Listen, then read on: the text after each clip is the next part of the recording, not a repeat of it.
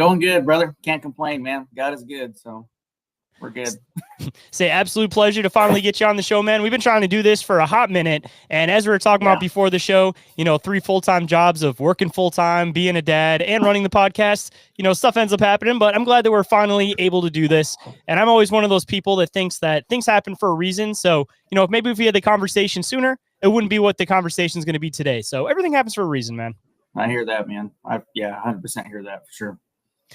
But I guess a good spot to start for anybody that may not be familiar with who you are, what you do, and what exactly Cryptid Warfare is. Why don't you fill them in a little bit? Yeah, hey guys. So you guys already know. My name is Drewski from Cryptid Warfare and Conspiracies podcast. I'm basically the same thing as Mr. Jones here and Kevin and all these guys. So we talk about the weird stuff, talk about spiritual warfare on the podcast, end times, cryptids, paranormal, UFOs, all that stuff. But every now and then I usually get people on too that tell me about their testimonies or go over weird historian facts and stuff like that. So I actually had a buddy of mine, Bryce, come on. He's a big time war historian. So other than that, if you guys want to just come on and share your story or whatever, you guys want to chit chat, that's basically what it's about, guys. So, and then other than that, on the side of that, on the side project, I also have another thing called CW Operations. Basically where we are consultants or liaisons when it comes to cryptids, spiritual warfare, paranormal, all that stuff. So if anybody needs help or having cryptid problems, I actually have a bunch of guys that I work with, and guys are ex-law enforcement, ex-military. So we try to use all that to put into helping people out who are having cryptid problems. No joke. So yeah, that's what we do. We also do a lot of survival training, a lot of gun courses and stuff. So yep, that's what we do. So we'll have to get into some of the investigations you've done, because we've had a few where we've kind of had people side tangent, and we'll have to bring those ones back up. But I always like to start with the origin of everything, man. So as far as from what I can see, you got military experience and kind of drew you into the podcast. Where did all this stuff kind of start for you, man? Did you have like experiences that led you into this? Was it something that came from learning some of the survival techniques? Like, where did it all kind of start for you? Yeah, so basically it all started for me. Shoot, man, when I was young, dude, like watching Predator, man. Like when I was like 4, dude. Like my dad turned me on to that, and it was a freaking never-ending game ever since, man. Aliens, monsters. I was just a straight-up monster freak, dude, back in the 80s, man. Pumpkinhead, all that stuff. And then when I figured about Bigfoot and basically when I was young, started to dive into that. Went to the libraries, found out about Loch Ness Monster, Abominable Snowman, and realizing, holy crap, there actually are monsters on this earth. And then I just totally just dove into it head first, man.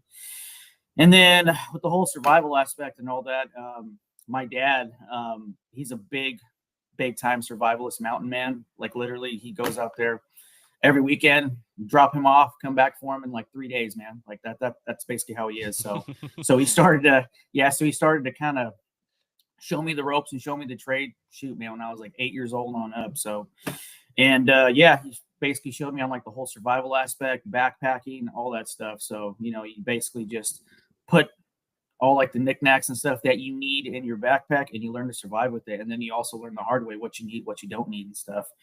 And that kind of took the whole cake on that. And then man, when it came to that, I got into rock climbing, caving and all that when I was younger, and just kept doing it. And then when the whole market crashed back in 2007 2008, that's when I switched trades. Actually, I was actually a welder by trade, and jumped into law enforcement, and then I just basically just hit the ground running, man. Was on it for about a shade under a decade.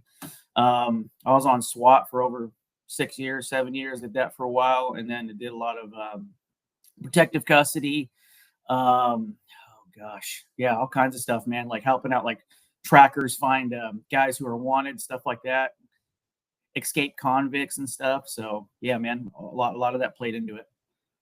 So I got to ask before we get into all the cryptid stuff, of course, considering that you did SWAT for so long, what is your most interesting, or I guess most scary possibly, police story that you've ever experienced? Like, what's the craziest thing you ever dealt with doing SWAT or trying to find people? Oh, okay. I think the funniest, but we all have, like anyone who does prior military, first responder, all that, we all have a sick sense of humor. But I think the crazy, I'll say 2 of them. I think probably one of the craziest ones I seen. We actually went to a hostage situation. It was in like this trap house and stuff. So we went in, and of course, you had like the hostage negotiators talking to this guy. Yeah, basically all the police officers set a perimeter, basically around like the whole block, and of course we knew it was a freaking trap house. So this guy had a knife to this girl who was buying drugs, and yeah, this chick was a college girl, so she really didn't know anything about the game, but she was in there. This dude had a knife to her, and we freaking went in, breached, went in, had this dude at gunpoint. Hostage negotiators trying to talk him down. My sergeant was looking at her. Me and the guy who I was with, Omby, he was actually talking to dude like, hey, put the gun down, put the knife down, or whatever you got, weapons up, all that stuff. And my sergeant was looking at her and gave her that gesture, like, lift up your legs, because he had the breaching shotgun. So he kind of gave her the nod. She had the knife up to her throat, and that dude was holding her. She grabbed him, lifted up her legs, and he shot his legs off with the freaking slug, dude. Boom! I was like, whoa. It happened so quick, dude, so fast. Then we went in, cuffed him up, put a freaking tourniquet on. EMS came, grabbed him out. We did a whole perimeter sweep and all that. Checked, basically checked throughout the house.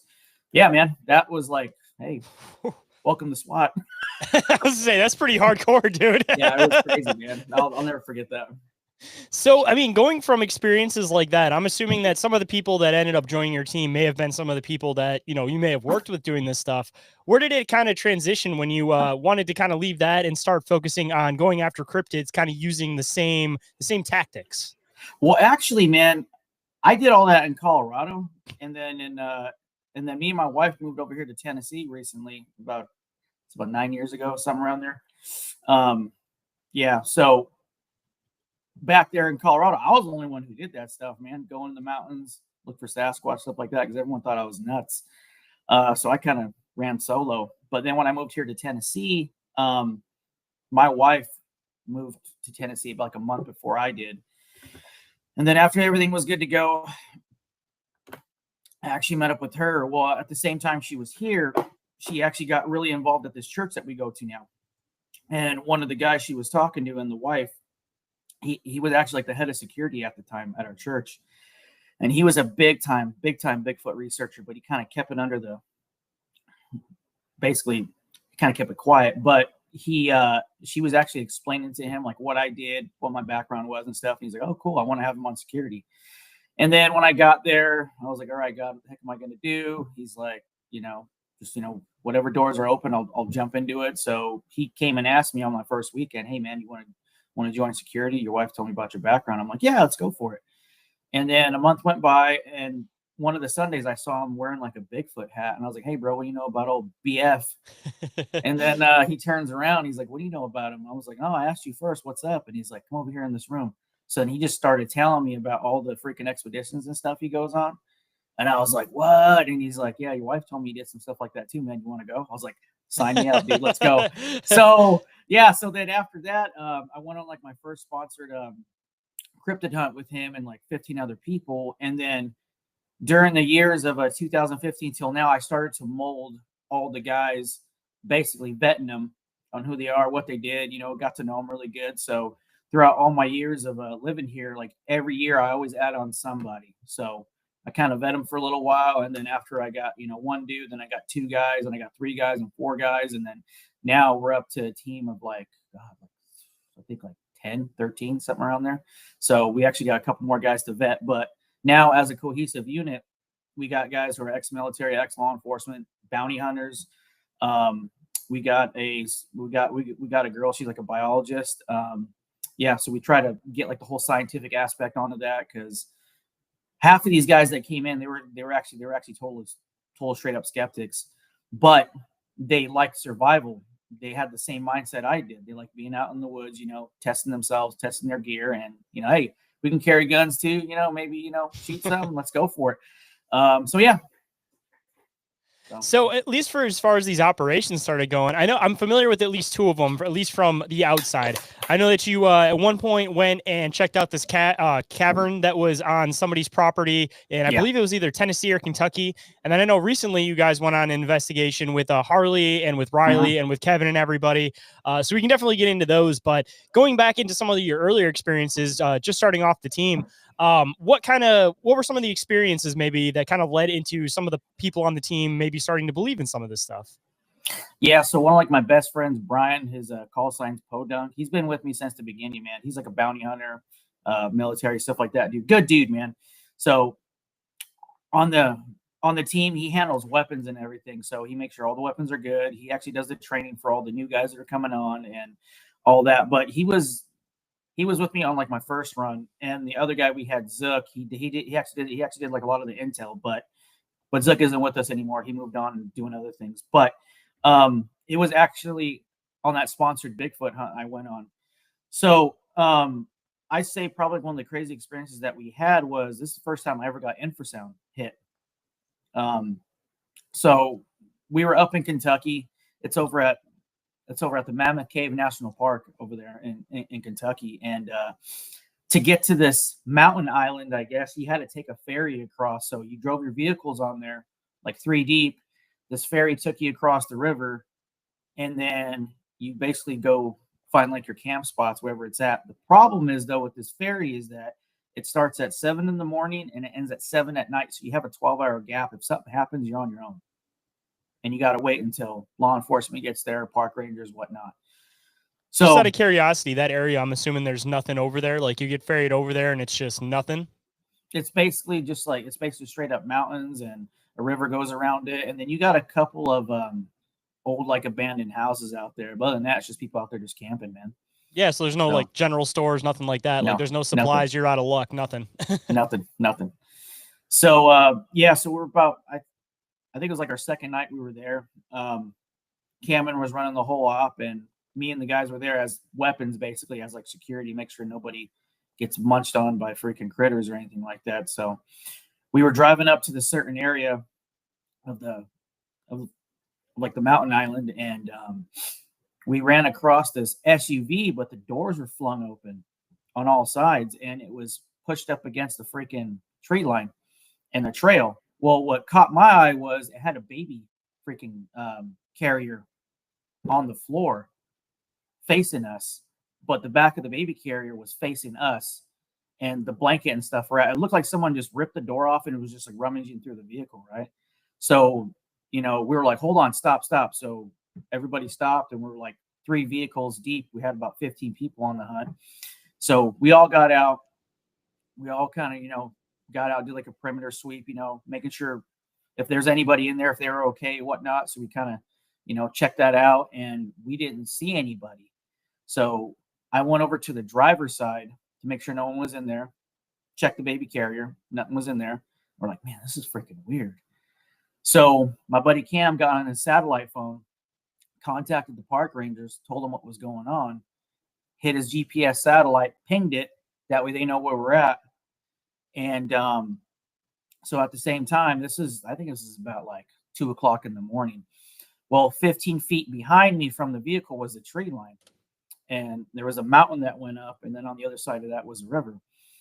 Well, as I'm looking at the driver's side and checking out everything, checking for like identification, stuff like that, I heard the bushes move behind me. And then I heard this deep, deep growl. But it literally felt, I felt it, man. It literally felt like my back was against a subwoofer at like a Metallica concert, and they started jamming, dude. That's basically how it felt. Like my whole inside shook. My brain shook. I felt dizzy. I had to grab the top of the freaking vehicle to steady myself. The guy who was on the other side of me, his name was Ben. He was actually a pilot for the military. He was a big skeptic. He pulled out his weapon. And he said, "Did you effing hear that?" So I knew in my head I wasn't going crazy. I snapped out of it, drew my pistol, backed around the vehicle. Everyone drew their guns up. And then at the same time, my buddy Zook, he was a straight up cameraman at the time. He's like, "Oh, this is juicy footage." And he's like, "I see it." And he has like a freaking night vision camera. So he starts bolting towards the freaking wood line. I'm like, "You freaking crazy?" So I grabbed him And as soon as that happened, we heard this thing running through the freaking woods, man, like crash. And it sounded like a bulldozer was going through the woods, dude. So we're like, what the freak was that? And then everyone was just kind of like, all right, guns up. We're just setting a perimeter. We're chilling out. And at the same time, my buddy Cameron was talking to a park ranger on the phone. So after everything settled down, about 20 minutes later, Cameron goes, hey, park ranger's coming in. I'm like, well, how the hell is he getting there? They're like, they're getting here. So that's all there is to it. So they're going to meet us here in about half an hour. Okay. Well, me, Ben, Zook, and one other dude, we're actually going to go down this freaking trail because there's a trail that led from the vehicle all the way down to the river. We're going to just make sure no one's down there, or if anybody is, we're going to make sure everybody's okay. So we started going down that way, and about half a mile deep, we hear on the comms, hey, man, Rangers are here. Get your asses over here. All right, roger that. So we just head back, and then the Rangers freaking actually got our statements and all that. And like, all right, well, we're going to do an investigation. We're going to need you guys to get back to your campsite. Okay, cool. So we head back to the campsite, get a little bit of chow, go to bed. I wake up probably about 7 o'clock in the morning, get my coffee, and everyone's slowly getting up. Park rangers came up and was like, hey, we need you guys to evac. We're going to be doing a sweep of everything. So we need you guys to go. And we're like, do you guys need any help? Like, nope, we need you guys to go. Okay, roger that. So we packed up and we left. That makes it even creepier that they just tried to push you guys out right after. Like, did you guys end up looking into it to see if they ever ended up finding anybody in this area or anything? Yeah, we did. My buddy Cameron, he worked for the certain type of private agency at the time. I forgot who it was, but he looked a lot into it. But as he dug deep more, like he couldn't go into the files. It was just locked out. So he didn't know anything. He tried to call. They were like, don't worry about it. We're taking care of it. That's all they kept telling him. We're taking care of it. We're taking care of it. So, I mean, this kind of goes into, I'm sure, a lot of the stuff you deal with, but at least from what I'm hearing from this side, it almost kind of sounds like one of these dogman type encounters that they just avidly try to cover up. Like, everybody knows about the one that happened in Land Between the Lakes back in like the 80s, but it seems like that was one that kind of slipped through the cracks. But there seems to be a lot more of these experiences where like a full group of people get taken out and it all gets covered up. Like, I'm from Michigan. We end up hearing about a lot of this stuff in Michigan, and it kind of just gets passed through the grapevine. I'm sure you probably hear about a lot of it through Riley too, but yeah. I mean, I'm sure that you're probably on the same method of thinking as I am with this one, that they try to push you guys out because they knew what they were dealing with. Yeah, 100%. Not only that, when we were there too, first thing I was looking for was like footprints, on the ground, stuff like that. I didn't see a damn thing, dude. But what kind of put it into fruition was that one of the guys that were on security at the church at the time, I'm not going to say his name, but he works for the Tennessee Wildlife Association. He actually is a ranger. And I was like, look, dude, here's a situation that happened to us. Like, what's going on? And he's like, yeah, you're guessing on right in the head. They're basically flushing you guys out. So that's all I'm saying. He goes, but what's crazy is that the FBI comes to each national park every year, he says, collects the list of people that have gone missing, and they make us start over from zero again. They said, don't worry, we'll take care of it. So that we give them the list, give everything, they scrub everything, but they basically have us start from zero again every year. I was like, wow, okay. I did not know that. So I guess this is probably a good point to ask. Like, everybody kind of has their different ideas on like what Dogman could possibly be, and we'll eventually get into the Bigfoot portion of it. But like, what do you at least kind of have like an idea of what Dogman is, at least from the information you've collected and some of your background with this thing? Honestly, man, I think there are three different types. To me, they're like a noun, right? Person, place, or thing. I think they're demonic at times. I think they're physical creatures at times, and I also think the government has a hand in it when it comes to like human, like splicing and stuff like that. Yeah, that's kind of where I'm at with it too, especially from like some of the Michigan stuff. Like, I definitely think there's a component where there's some type of like gene splicing going on, because I'm sure you've read into the story about the trucker who put a couple different shots in one in the next to the Manistee up here in Michigan. I actually met that dude. I was at a conference with freaking Tony Merkel from the Confessionals. I still have that video recording. I was actually video recording on my phone secretly when he was telling Tony this, and this was back in 2016. When he was telling him this, and I have it on recording, but he didn't tell anybody at the time until he was right there with Tony, but Tony wasn't recording it. He was just talking to him about it. And yeah, so after we're done, I'll actually freaking send that to you. But yeah, I know exactly what you're talking about. Yeah, some extra stuff with that one, but there's definitely this like weird government component to it. And I'm sure everybody has their ideas on what this metallic door sound is as far as like right before Dogman encounters. And a lot of people might think it's portals, but my guess has always been that these might be like the government ones. Like they have these secret underground bases and they just end up releasing them. And that's the doors opening for them to go out and hunt and possibly test these things out. Like, I don't think it's a portal opening. I think that's a totally different experience, but like these ones that are just primal and just tear people up, dude, they got to be government. 100%. I agree, man. I really do agree. And I do agree our government has, I guess, like alliances, you know, with certain things, aliens, UFOs, UAPs, fallen angels, whatever you call them, whatever you want to call them. Yeah, I do believe our government has ties with that and everything. And they do human, you know, splicing and stuff like that with animals and all that. The whole secret soldier program and stuff. So yeah, I agree with you, man. I mean, you go back to the 40s and they were already trying to figure out how to get animals to do special operations for them, like trying to use dolphins to try to get next to subs to try to blow them up and stuff. So, I mean, you know, look at us now, like 80 years past that. Imagine where we can inevitably be with that shit.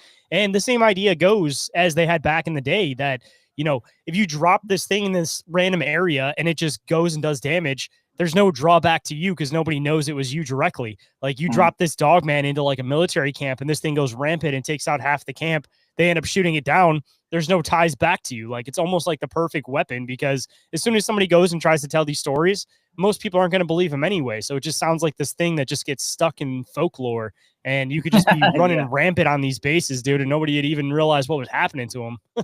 Yeah. They're also two buddies of mine. One of them did work for special forces and he worked for Blackwater and then he worked for the DOD at the time. And he was a legit critter hitter hunter. He told me that one of the operations he wasn't on, but one of his friends were, they had a dogman go rogue. So they had to send a team in there and they used this specific like speaker, but it only released certain hertz, right? Certain like sound frequencies. And it was a certain sound frequency that drives cryptids crazy. So they rush to it. It's almost basically like a freaking moth to a light, right? You turn on the light, bugs always go straight to it. It was actually around like the same thing, he said. So they shot this freaking frequency into the woods. They all freaking stood in a freaking scrimmage line, guns up, and this dogman that was going rogue in this certain national park area came running towards them and they just lit it up, dude. Lit it up. And they dropped it, put it in a body bag, had a Chinook come down, pick it up, and they took off. Never to be heard from or seen from again, man. Yeah. Dude, it's like when it comes to those ones, like it makes you wonder if they're military or if that's something else that's the more natural ones. Because what I think is that it's a matter of like mirroring, that there are these things that are out there and they've tried to recreate them because they know how much damage they can do. So, I mean, when it comes to cases like that, I definitely think they're dealing with one of the more natural ones that ends up going rogue, and it's not one of theirs. Because I feel like to a certain extent with one of theirs, they got to have some type of like fault plan or something. Like if something doesn't go right with them, you know, if you're already genetically splicing these things, they got to have some type of something that you can just, all right, done with this one. Boom. Here you go. Boom. Yeah. They have to. Yeah, bro. They would have to have like a bunch like contingency plans for sure, man. They'd have to. See, I'm curious how this speaker works because like my assumption would have been that there's this weird like portal, other dimensional aspect to these things. And my assumption has always been that if like a portal or a rift or whatever you want to call it opens, that there's going to be some type of like frequency or some type of energy output or some type of energy burst. So I'm kind of curious if maybe that thing gives off the same sound or same frequency as possibly that, because maybe these things try to get back to these particular areas. But dude, imagine the technology that you could have if you could find a way to get a hold of that thing and be able to go cryptid hunting with that. Like you're going to be able to catch infinite pictures of Sasquatch, dogmen. Like who knows what else you might even be able to track with that damn thing, like Mothmen. Yeah, 100% too. Not only that, man, it goes to the whole security aspect of it, right? If you're going to do that, man, you got to make sure you do your homework on how to kill these things. You know what I'm saying? You got to, man. Because if something goes awry and, you know, certain ammo doesn't work, okay, what the hell are we going to do now?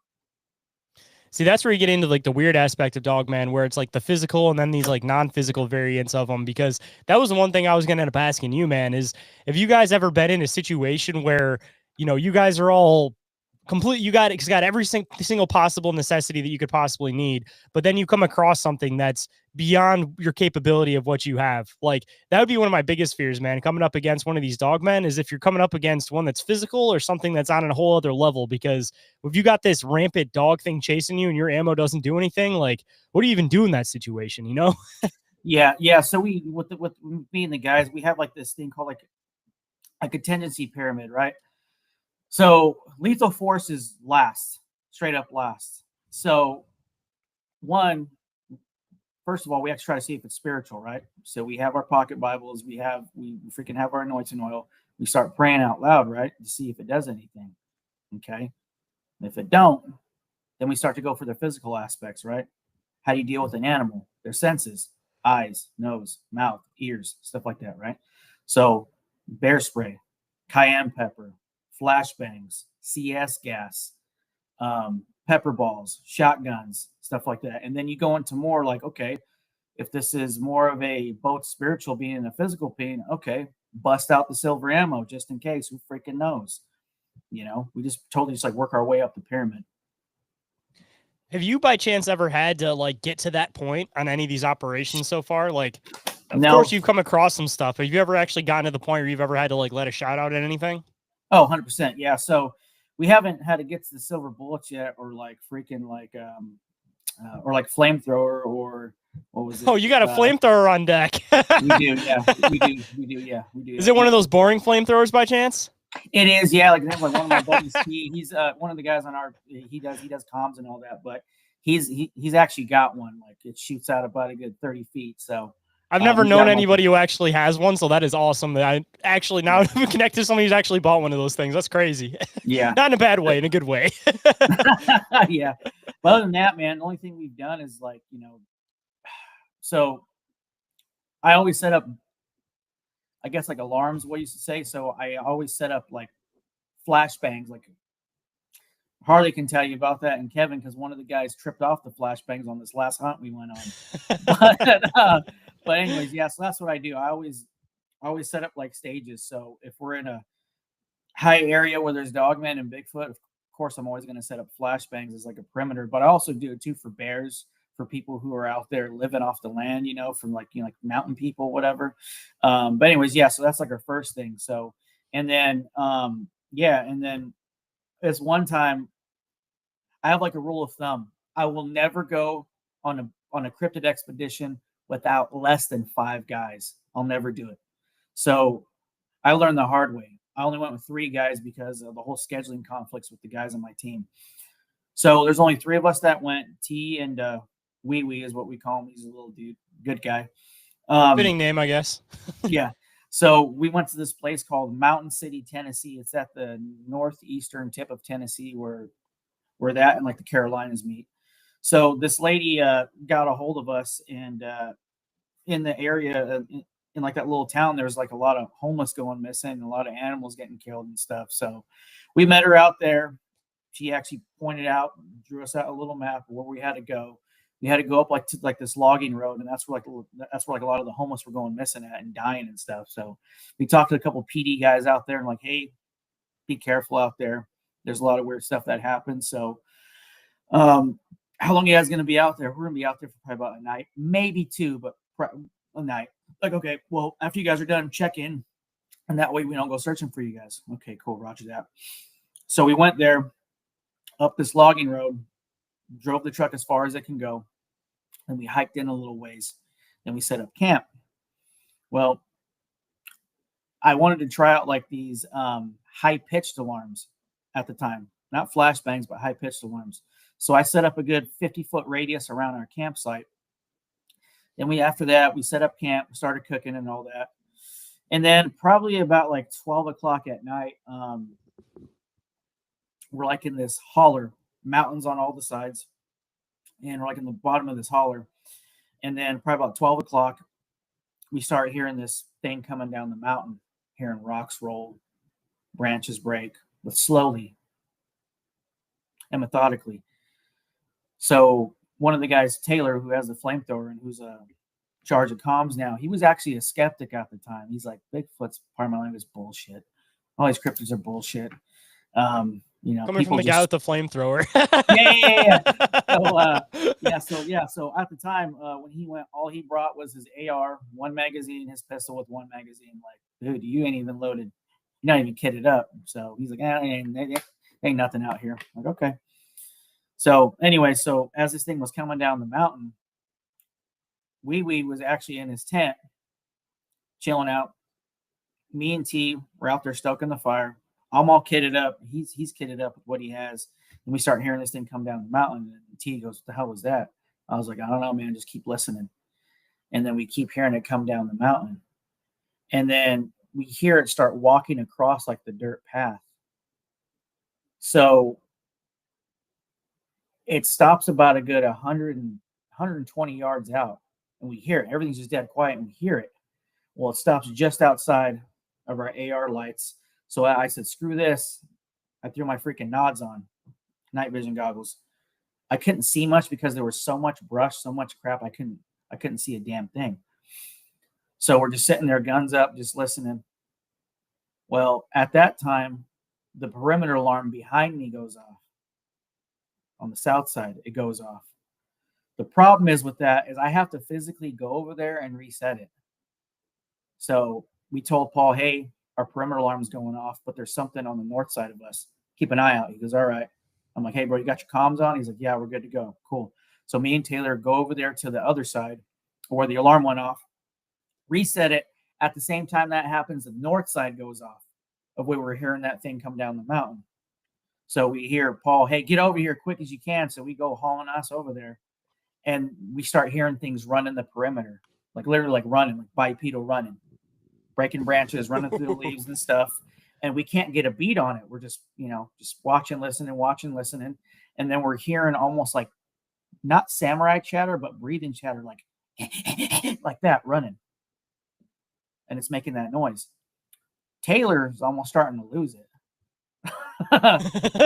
No, he kind of reminded me it wasn't Hicks, but it was the other dude off of Aliens. Game over, man. Game over. He was freaking out.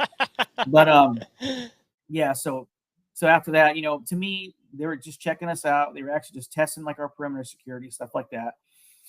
And then it just gets quiet. And we're like, that's weird. So we're just chilling. And then T's like, yeah, I see about an hour goes by. He's like, well, dude, it's freaking starting to rain.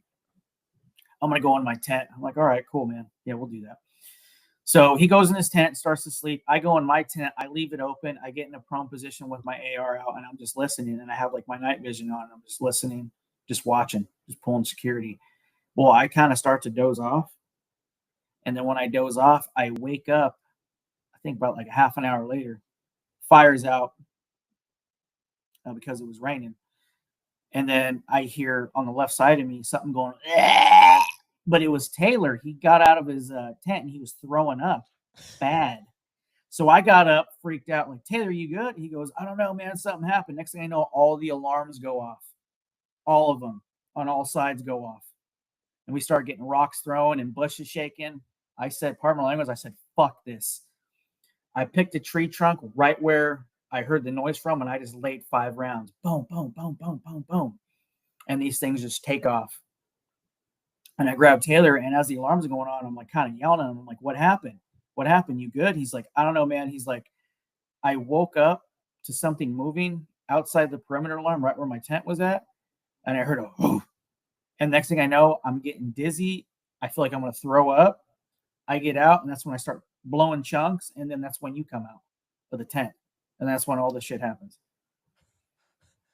Got hit with some infrasound, man. Holy shit. They did. And yeah, and then my buddy T, he's like 6'2", freaking 250, bro.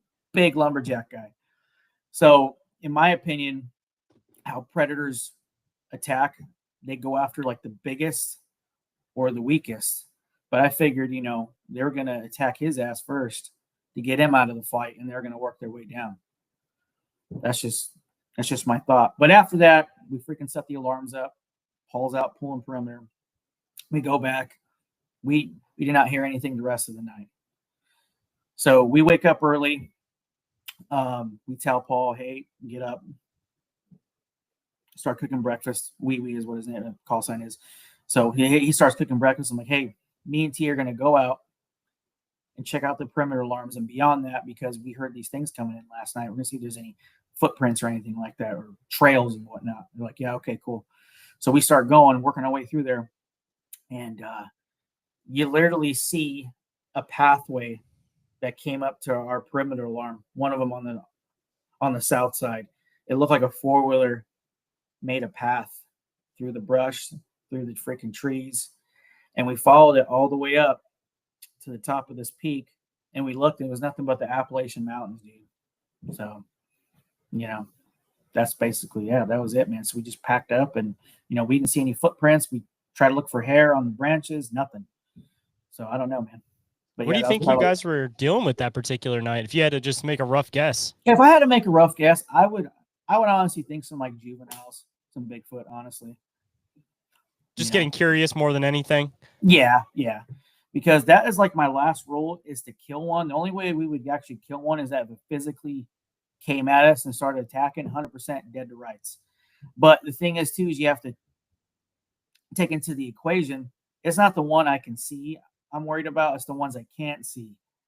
So if, let's say, God forbid, you hit a juvenile, right? You got to worry about the uncle, the mom, the dad, the family unit. Better make sure you have enough rounds for that, strong enough. You know what I mean? You better be ride or die, literally. So like I said, that's our last resort, is to kill one of these things. So what we want to do is get as much intel as possible on these things, maybe hair samples, maybe foot casts, stuff like that, But yeah.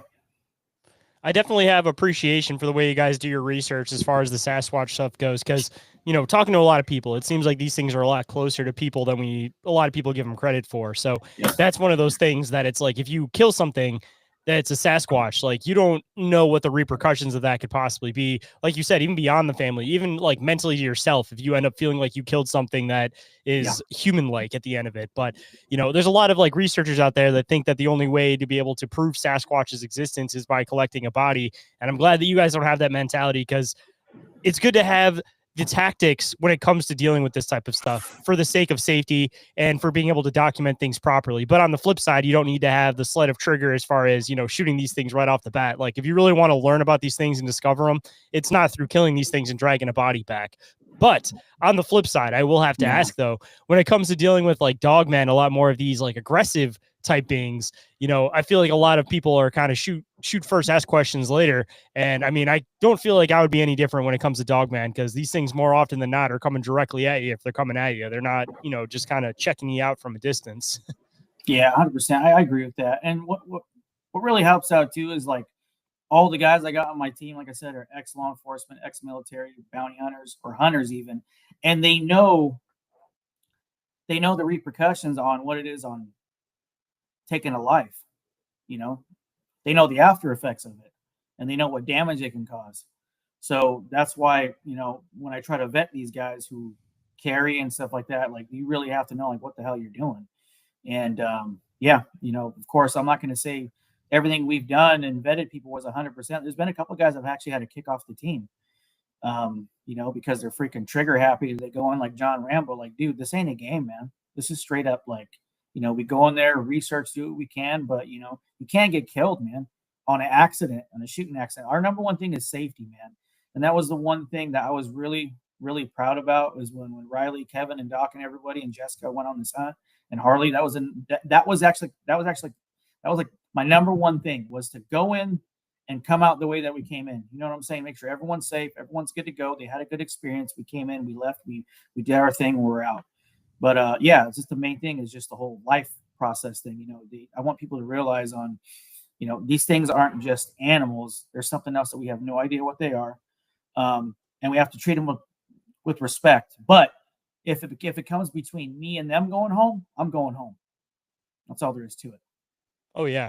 And I mean, when it comes to most of this stuff with Sasquatch, like you're even saying, like the repercussions in the area, like these things are familiar with what guns are. Like they've been dealing with these things for God knows how long at this point. So Yeah. once something gets shot off, like they're fully familiar with it. But on the flip side, I mean, like you were saying, you take out one, and not even just on your guys' sake, but who knows what could happen for the repercussions of the area as a whole, where now, you know, whatever the tribe is of Sasquatch that's living out there are not going to be aggressive towards anybody that ends up coming out there. So, you know, you take a shot at the wrong one, and then the next thing you know, like two kids go for a walk out in the woods, and now they're aggressive towards all humans in the area. And now they're going after kids. So you even have to kind of think about that mentality, even just taking a shot at the dark at one of these things.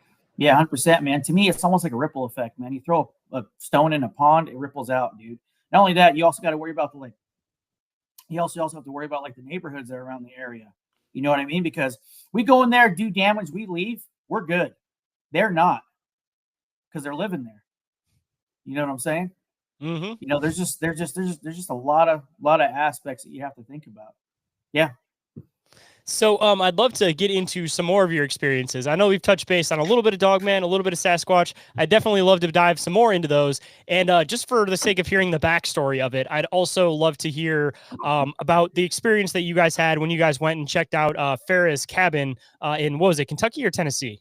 Tennessee. Yep. Yeah. Whatever one you want to kind of get into first. And then last, we can kind of get into your stuff with Riley. But I know that for that one, I know you guys were doing a documentary, and there's only so much you guys can get into with that. So that's why I'm kind of trying to save that for last. Oh, I got you. Yeah. Well, I've already talked about it on another show. So, yeah, whatever. But I don't remember who it was. I think it was Harley. Maybe I talked to him like a month and a half ago. So maybe things are a little bit different now. But yeah, last time I talked to Harley, he said I can only talk about so much right now. So yeah, that was a while ago. Yeah. Okay. Yeah. Anyways, yeah, we'll figure it out as we go. Yeah. So Farrah, she was actually following the podcast, and then she actually knew some of the stuff I do. And then, so in a nutshell, her and her husband moved to this area. It turns out it was like cursed land. So she had this cave that was 30 feet away from her house, from her cabin. Well, when her and her husband moved there, the first thing she did was she went straight to that cave, put an offering down at the entrance of the cave to let the spirits know, hey, just want to let you guys know, we're not going to destroy anything. We're going to live here. We're going to take care of your land. We don't want any trouble. So this is a peace offering. So she should have done some digging before she did anything like that. So as soon as she did that, the next night, all hell broke loose. Her chickens started going missing. Things were running into their cabin, scratching the walls. It sounded like a railway was underneath their cabin, and it was shaking the house. They actually saw dogman silhouettes. They saw Bigfoots running across their land. Their neighbor, who moved 3 weeks prior to them, picked up and left the house, and he just left. He left the house the way it was, abandoned, because he was getting a lot of activity where he was at too. Didn't they end up leaving at some point, like soon after all this stuff too? They did. So me and my guys, we try to go about it physically, methodically, and spiritually as well. So all of us are born again Christians. So our number one rule is we pray over each other. We read the word. We actually freaking anoint our ammo, our weapons. We pray over everything and all that stuff. So that's our MO. That's like what we do. But anyways, yeah, so she reached out to me, told me what was going on. So at the same time, Jessica Jones, Cryptid Huntress, she reached out to her on that aspect too, with the whole spiritual side of it, with the whole like ghosting and stuff like that, with the whole paranormal aspect. So she reached out to her. So this is where me and Jessica Jones actually connected and met up. So I got my team and my guys. We were strictly going just for the cryptid part, and then Jessica was going there for the paranormal part and cryptids as well, but mainly the whole spiritual side of it. So she got there, my team got there, and we actually met Farrah and everything. And so me and my guys, as soon as we heard it was a cave, we're like, oh, yes, because we actually do like caving and like spelunking on the side too. All of us do it. So we're like, man, it's been a minute since we got in a cave. Let's freaking do it. So we brought like 300 feet of rope, tie-offs, clips, all that stuff. And so we got there, met Farrah. They pointed out the cave. So I had Farrah and Jessica stay outside of the entrance. Me and the guys all went in, checked it out. And then we went as far as we could go because we freaking ran out of rope. So, and there was more we could explore, but What ran were in the these rope. caves like? Was it like a tight cave that you kind of guys had to kind of dive into, or was it just like a wide open cave? Like there Like could as be soon as possibly you, anything in there. yes, as soon as you walk up to it, the opening of it was like 20 feet to 15 feet radius. It was huge. And then you walk into it, and then it just kind of like bottlenecks where you can just do just like one person at a time going through it, and it just keeps going. There's some spots you got to like squeeze through, and then it opens up again. And yeah, there's just all kinds of like veins, I should say, just veins. The crazy part though was that on certain parts, certain entrances that we took, they were actually rocked off. So, um, and then we really didn't see anything because straight up, I was actually looking for footprints or anything like that. We actually got some pictures of footprints. I can actually send those to you. Um, Those rocked off areas, man. This is something I talk about all the time. That if there's something that's that big, like Dogman, Sasquatch, like how easy would it be for them to move a big ass boulder in front of a certain area, but you wouldn't be able to move it, and they could totally I have know. like a totally hidden passage, or I mean, diving into some other cave shit. Who knows what else could possibly even be down there, man? There's a lot of weird humanoid sightings down there too. Yeah. But the crazy thing is, though, as we were driving down there, Jessica got intel from her friend who works for the DOD. He he does these he does like these type of weird cases. He dives in the history of lands and stuff. So we gave her intel like, hey, why don't you have your buddy do some intel on this land and just get back with us, that way we know like what the hell we're running into. So this guy's Native American. He checked out the land that Farrah was on. It turns out, according to the Native American community and the history of everything, they were actually dealing with three skinwalkers back in like, I guess like the 1600s at the time in that area, and there were three tribes that were dealing with them. So there were these three rogue medicine men that were causing problems between these tribes, right? So it got to the point to where he said that these three tribes got together, got their best warriors and their best medicine men together, and they tracked these skinwalkers, backed them up into this cave, basically physically tried to kill them, backed them up into this cave, and their good medicine man put a curse on this cave, right?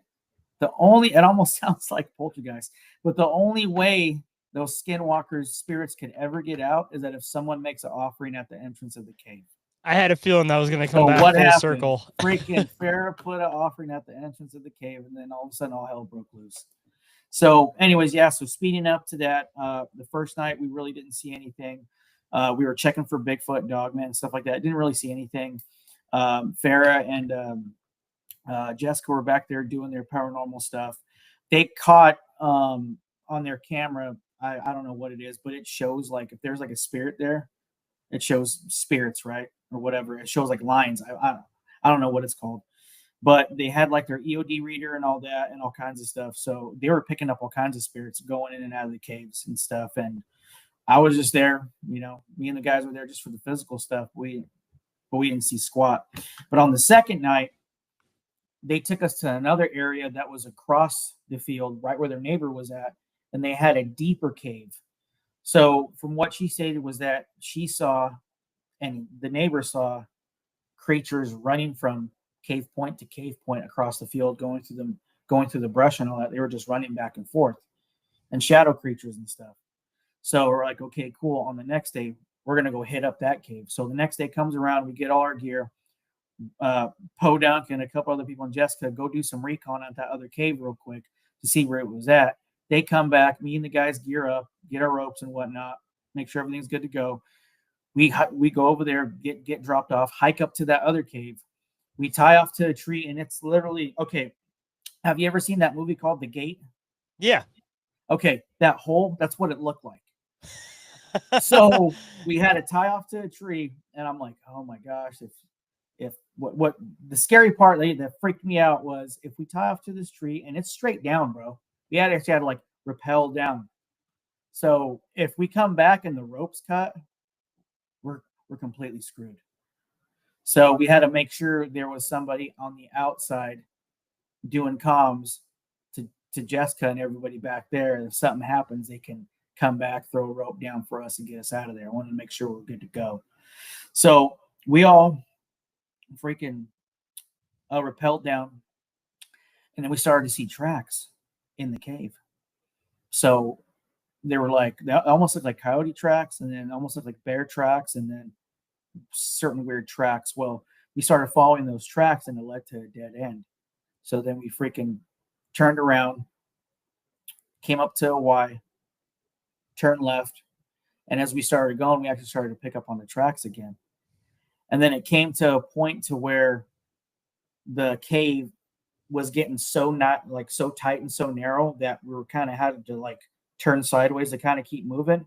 Well, then it drops off into nothing but water. So then we started to kind of spider crawl, and I'm like, this isn't gonna work. This is stupid. Let's just back up.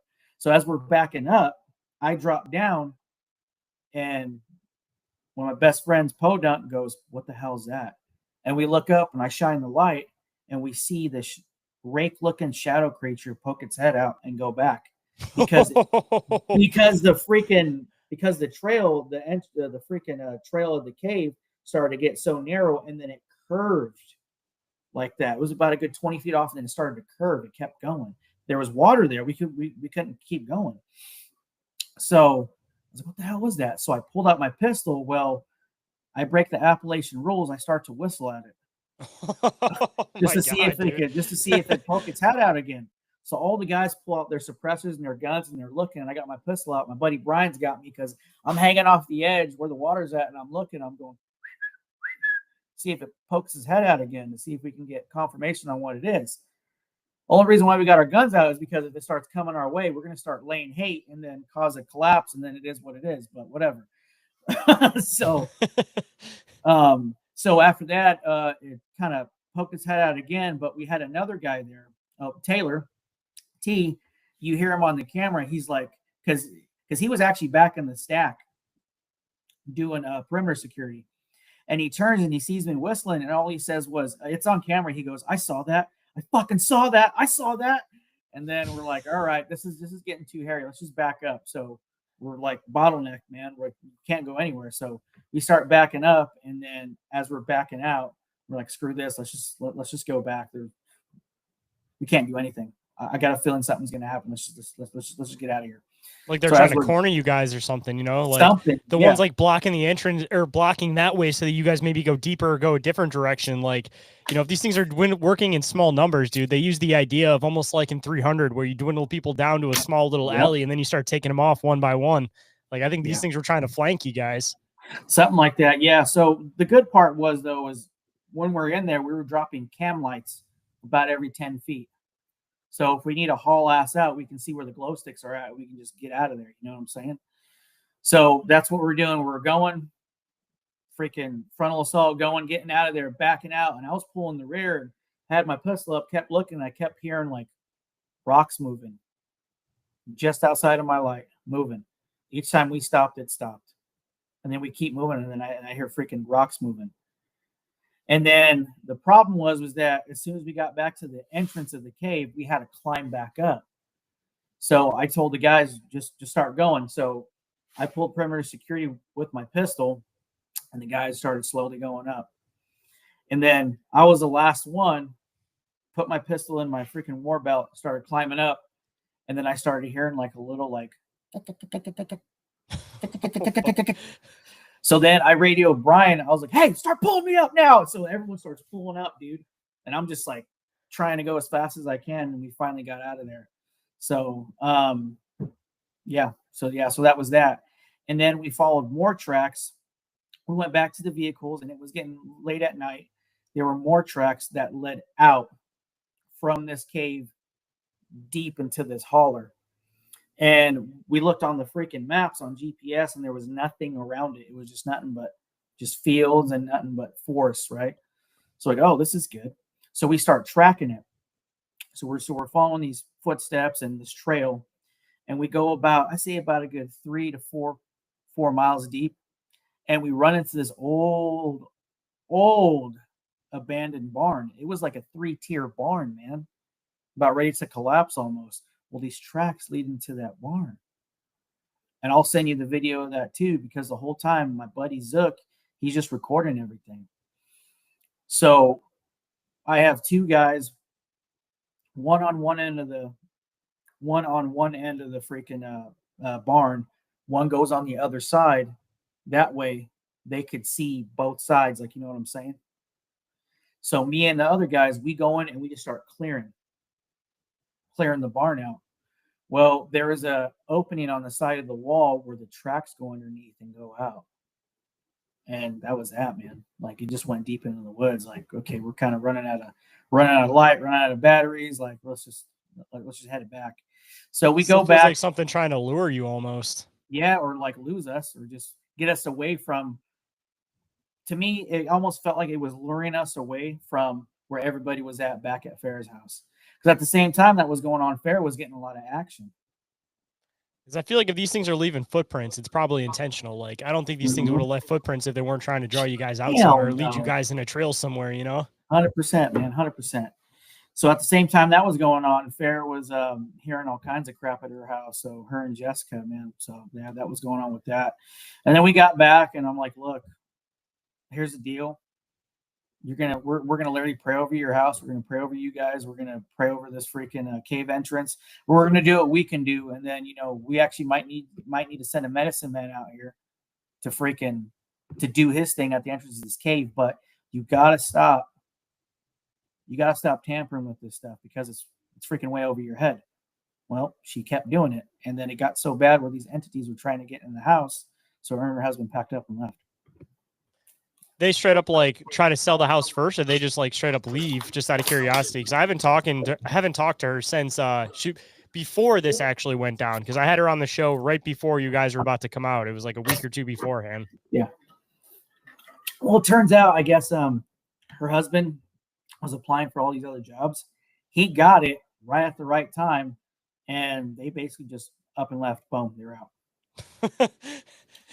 I'm kind of curious what somebody else might be dealing with in this place, or if it's continued on. But I mean, you mentioned that there was the neighbor that was already dealing with this stuff a few weeks before she had actually moved there. So I'm assuming that there's already activity, and it's just a matter of she opened that area right by her house, but these things were still moving around in the caves elsewhere farther out.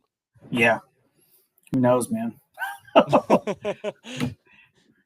So, I guess kind of getting into a more recent one, because I heard a lot of interesting stuff happened. We got to get into this more recent one you guys ended up doing with Riley, Harley, Kevin, a bunch of the friends of the show, actually. Yeah. Yeah. I even forgot how the freak it started. I think Harley hit me up, and then he kind of told me basically if anything happens with hunts and stuff, they let me know, hey, here's where we want to go. Here's things that we're researching. We've been getting calls here on these certain areas. So here's the area. You plan it out. So I'm the guy who plans out everything. Okay, cool. So I hit up Kevin.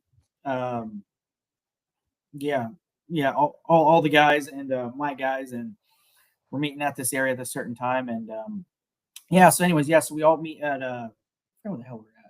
Tennessee. I forgot where was that in Tennessee. Anyways, yeah. So we were there. We all met up there and freaking do my spiel, making sure everybody's good to go. So first thing I do when I get there, I start setting up a perimeter around the camp, do my thing, and then I had Riley. I had some anointing oil. I threw it to him like, hey, all these perimeter alarms I'm putting, I need you to start praying over these areas. Okay, cool. So I thought it was going to be a bust, man. Honestly, I'm gonna say something right now. For guys who actually do boots on the ground cryptid researching, I've been doing this for quite a while. 90% of the time, it's going to be a bust. Anybody who says every time I had something happen to me every single time, sorry, to me, they're full of shit. Straight up full of shit. So I'm with you on that one, by the way. Yeah. So 90% of the time, it's a bust. But what I get out of it is we get good training in, we keep up with our skills, and we just keep the freaking the wheel rolling, you know? I mean, you get to enjoy the woods too, all else fails. Yeah, I mean, at least you enjoy being out in the woods. Yeah, you're out there with your buddies having a good time, you know? But the other 10%, that might have something going on. And then you got, anyways. So the first night, I thought it was going to be a bust, dude. To me, like, I love Harley, but to me, he was blowing it up way out of proportion than it was. But I got there, I'm like, man, this isn't really like what we do, because we rolled up at the end of the road. There was a cemetery, and I'm like, hey, cool, man. So where are we going to camp at? Oh, we'll just camp alongside the road. I'm like, So I'm thinking like we're literally camping on where people roll up to go pay respects for the dead. You know what I'm saying? Yeah, a little awkward. Like, oh, this isn't going to go good. And we're going to be here for 2 days. We're going to have some problems. So the first day we set up, go out, do some exploring, check it out. And then we come back, eat dinner. I come up with the game plan. So in a nutshell, 2 of the guys on my team, Juice and Pops, they're old school guys, old veterans, good to go on those guys. They always stay back at base camp to make sure everything's good to go, and they keep comms on. They radio us back if anything's going on, making sure we're good. If something happens, they can take off and go get help, right? So they're back there. So I had my buddy Podunk. I was like, hey, you take these 5. I'll take these 5, and we'll go the opposite ways. And we'll have Pops and Juice at freaking base camp. That way we can radio each other back and forth if something happens. So we start going out, and mind you, it rained earlier, so everything's kind of soaking wet. So I was like, Harley, your point, man, this is your place. Let's go. So we start taking point. We start finding footprints, tree breaks, stuff like that. And then we run into this old, huge hog trap cage, right? I'm like, I got some plans for this. So we looked at the weather. It's starting to get murky and stuff. So I told everyone, hey, screw it, man. Let's just go back. So as we're going back, we start hearing things trailing us, walking on the sides of us. And then we start hearing these weird owls. I'm sorry, but I've been out in the woods my whole life. I've been hunting my whole life. I know what animals sound like. And to me, it sounded like an owl was on meth. It was horrible, whoever was trying to do it, but it was doing it at one side, and then it was doing it on another. And whatever these things were, they just kept trailing us. I'm like, well, whatever, Bigfoot, whatever. Or it could be a cracked out guy. Who knows? Also a good possibility. Yeah. So as we're rolling up to camp, it starts to rain bad. Well, Podunk is with the other 5, and they're way out there. And I'm trying to get them on comms, like, hey, you guys good? They're like, yeah, we're good. And he gets his flashlight on his AR, and he starts lassoing the air. So at a distance, I start to see his light go in circles. I'm like, okay, I see you, man. Just keep coming. And it's starting to pour bad. So we're underneath the tent watching him. Well, one of the guys on my operations team, Juan, I was like, hey, I rated him. I was like, hey, guys, watch out for that. Boom! He hits the flashbang security perimeter alarm. And I was like, well, at least we know it works in the rain. So after that, everybody ducked under, was laughing, and they came back. Well, I'm a perfectionist. I'm like, I got to set that back up. So I go back out in the rain and set everything back up. And then everyone just chills out, goes back to bed. I'm like, man, this is, it's not looking good so far. So, but you know what? I'm just going to enjoy it. So everybody goes to sleep. Me, Jessica, and Harley are up, drinking coffee, chatting. And then we start hearing things running through the woods. Because after that, like the rain dies down. We start hearing things running through the woods, and we start hearing birds chirping like at 2 a.m. Birds chirping. I was like, that's weird. So after that, everybody goes to sleep. We wake up, make breakfast. So I come up with the game plan. I'm like, hey, we might have some activity. It seems like we're having activity on my side, like where we're at. So Podunk and you guys, I want all you guys to come with us. We're going to go back to where that hog cage is at. It seems like we're having activity out there.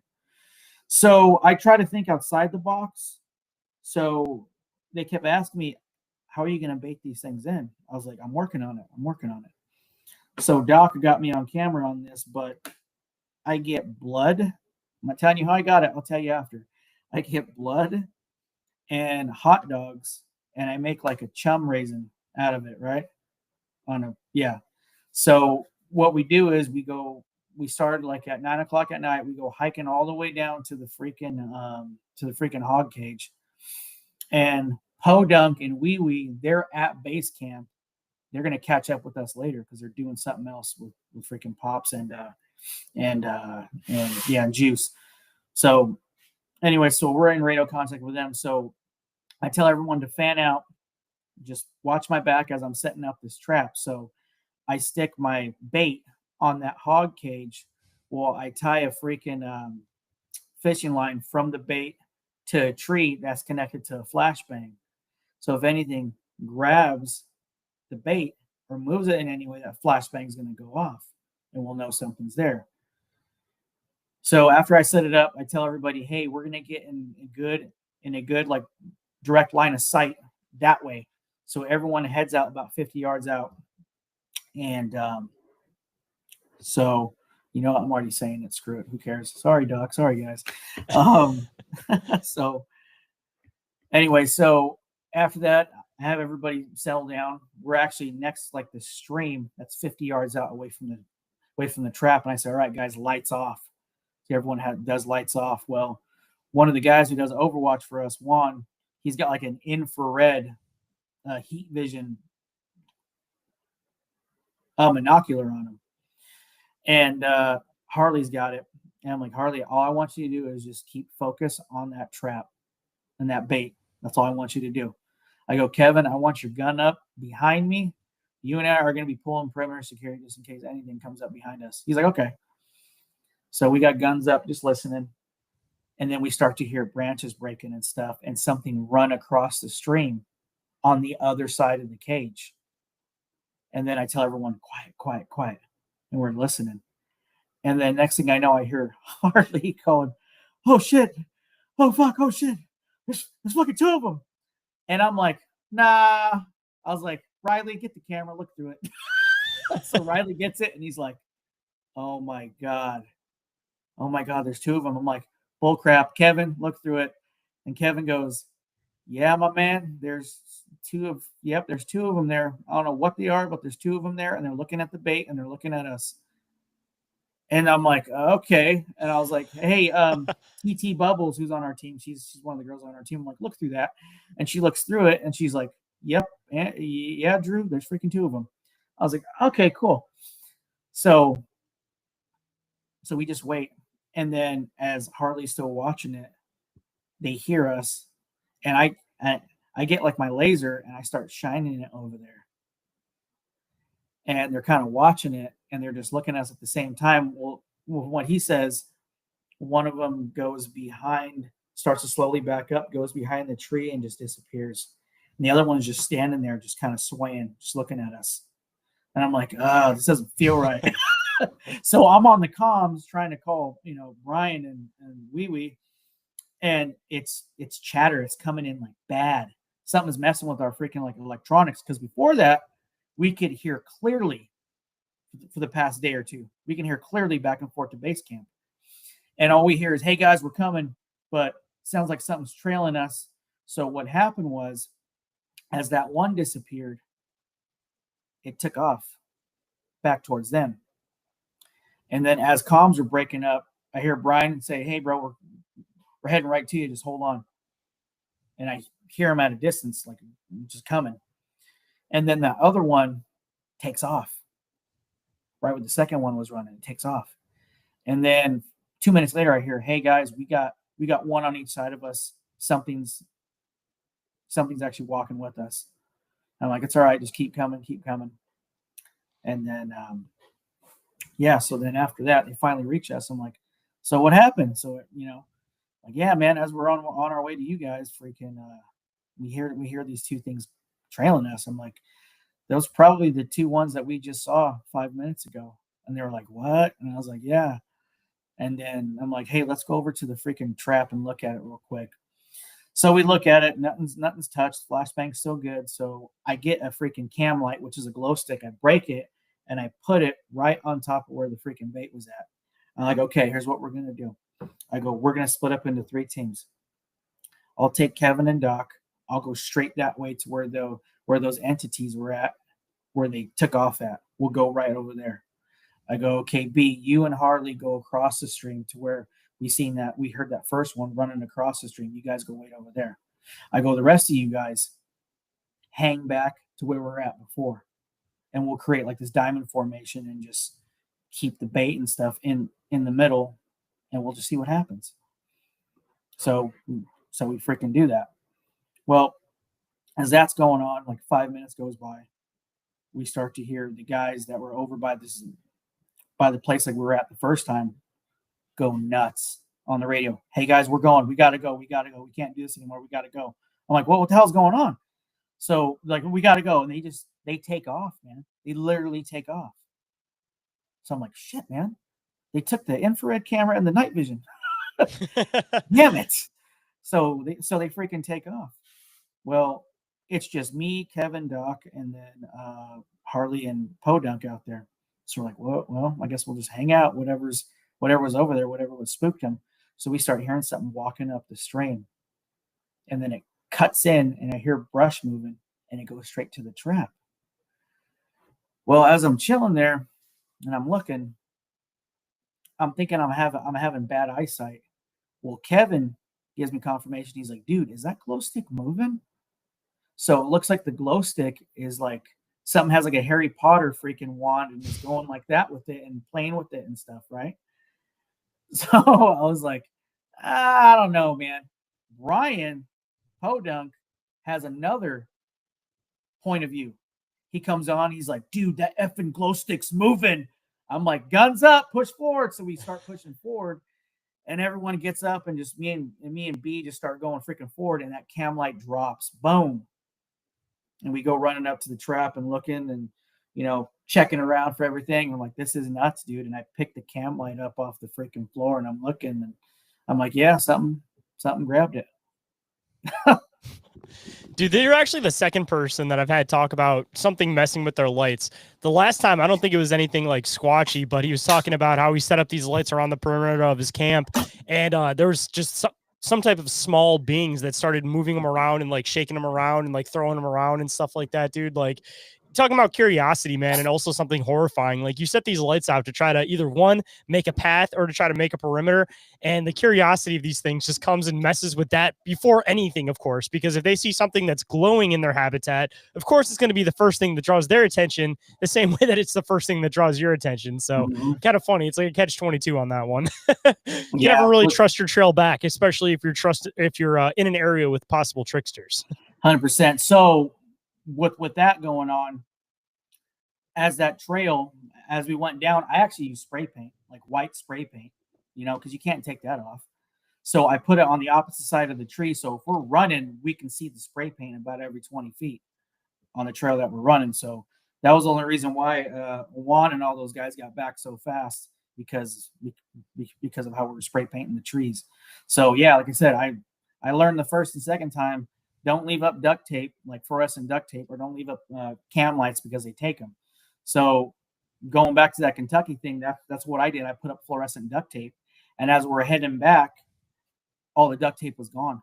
So we're like, crap, how do we get back? Thank God we got a compass. Thank God we got a map. Thank God we got GPS that works. That's how we were able to get back. But ever since then, I always use spray paint, man. Just do like a little X on a tree. That's it. Dude, I'm sure that you're also partially like an 80s, 90s kid, so you've probably definitely seen The Labyrinth. It reminds me of that scene where the girl's trying to make all the markers on all the stones, and those little things are coming up and like spinning them in different directions and stuff. Deal with tricksters is doing the same thing. You try to mark something on a tree, and they're like, all right, we're going to shift that a little bit. Yeah.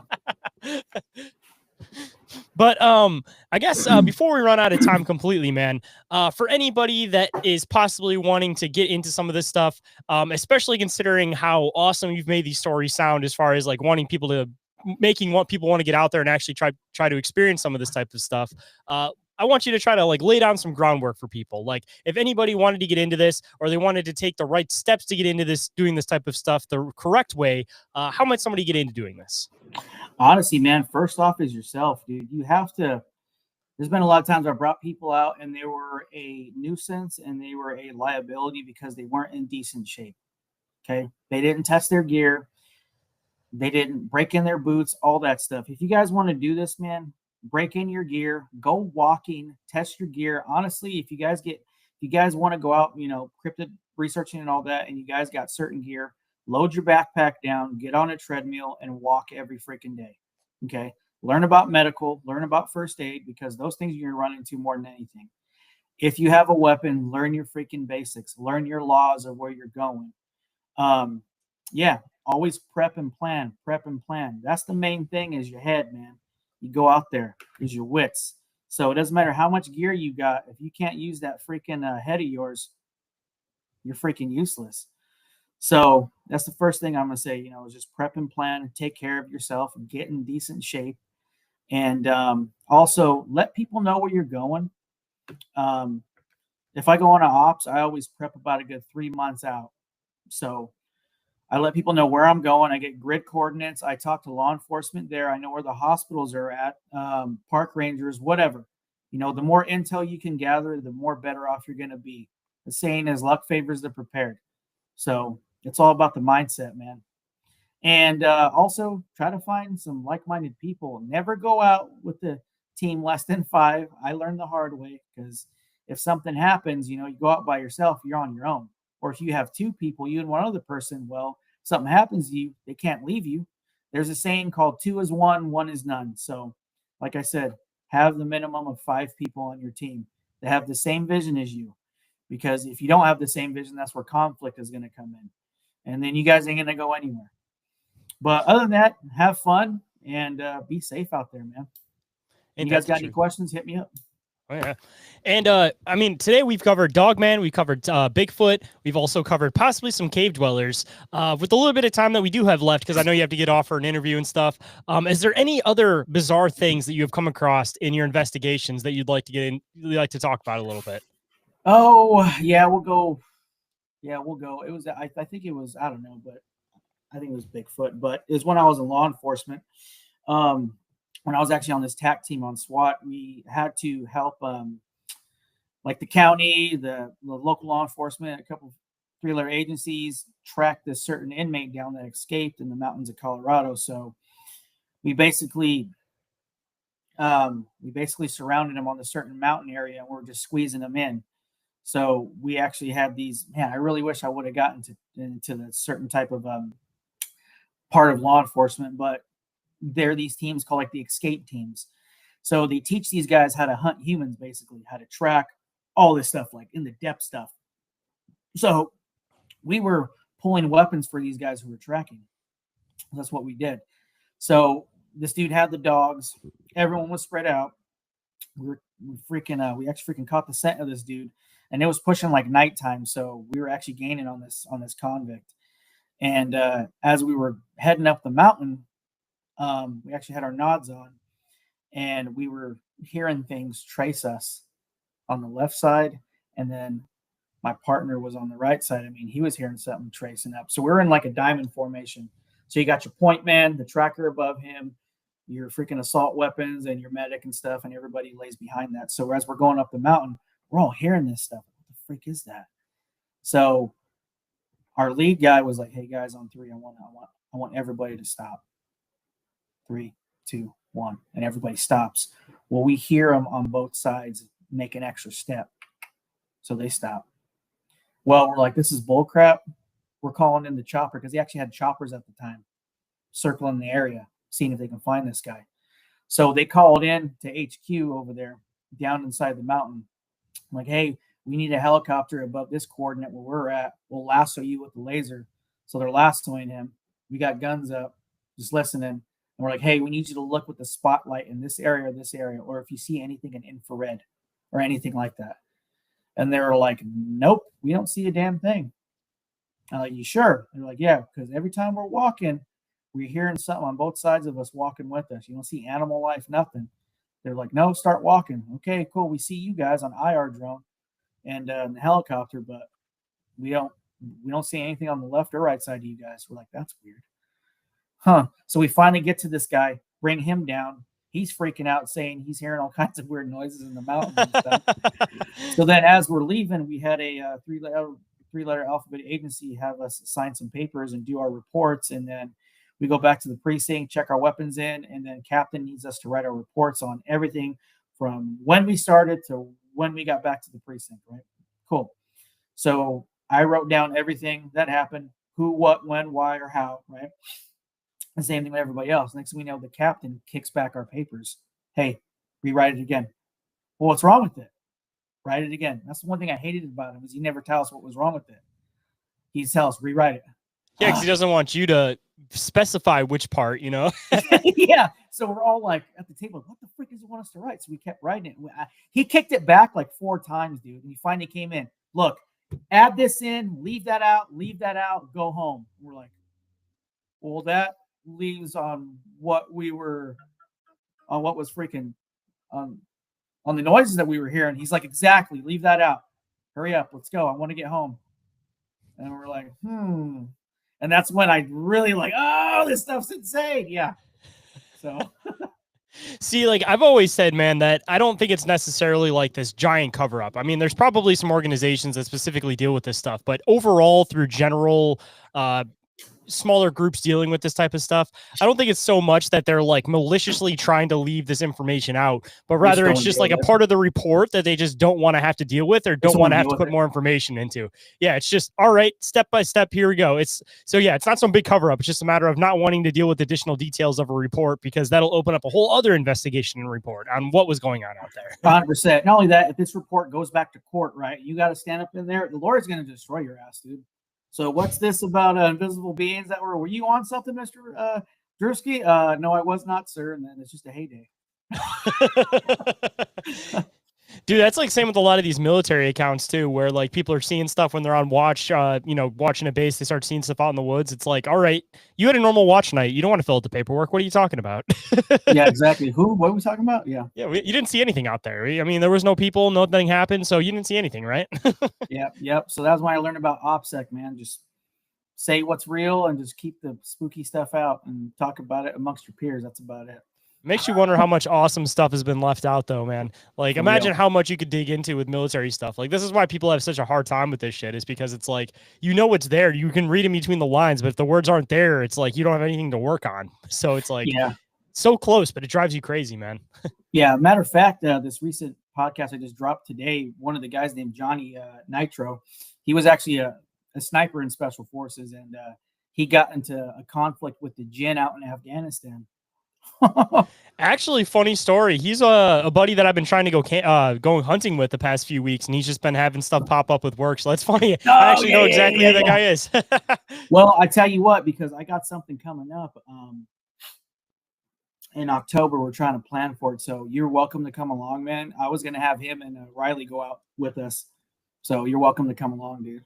Dude, I was actually going to ask you that after we got off the show. I was going to say, I want to be able to come out with one of these things with you guys. But yeah, because you guys went on that last group and it's like all people I know, man. I want to get out there with you guys. Yeah, man, for sure. Yeah, hell yeah, bro. We'll talk about it more, but yeah. Oh, yeah. So I guess kind of starting to wrap stuff up, man. I always like to end the show with some words of wisdom. So if there's any words of wisdom you might want to bestow on the listeners out there today, man, what might it be? Oh, let's see. I guess, oh, gosh. I'll go a little funny and philosophical. Don't take life too seriously. You're going to stress out as much as you can. Take life with joy. Choose joy.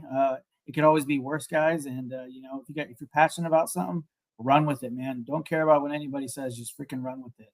If you're going to be doing cryptid hunting, learn as much as you can and meet with people who have actually done it and try to dissect their knowledge and just be a sponge, and don't have pride. Have humility about everything.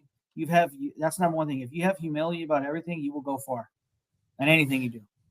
Dude, these topics that are just so mysterious and out in the open, man, it's like nobody has like solid really anything on it. So it's, I mean, like you have to take everything into consideration when it comes to this stuff, because otherwise you're just blocking yourself off from part of the phenomenon. I mean, look at all the Bigfoot stuff, man. You had all of this flesh and blood Bigfoot stuff, but then on the flip side, you had these orbs, you have all this extra stuff with it, and all of that got left out of the report. And now people are starting to bring it in, and they're realizing that all of these weird phenomenon is more connected. So again, man, it's like you can't block yourself out from information because you think you know what's right, because this phenomenon is constantly changing. So, I mean, the answers are constantly changing, and we'll never be able to know for sure until we're able to fully track this thing down. And clearly it's not going to be anytime in the future.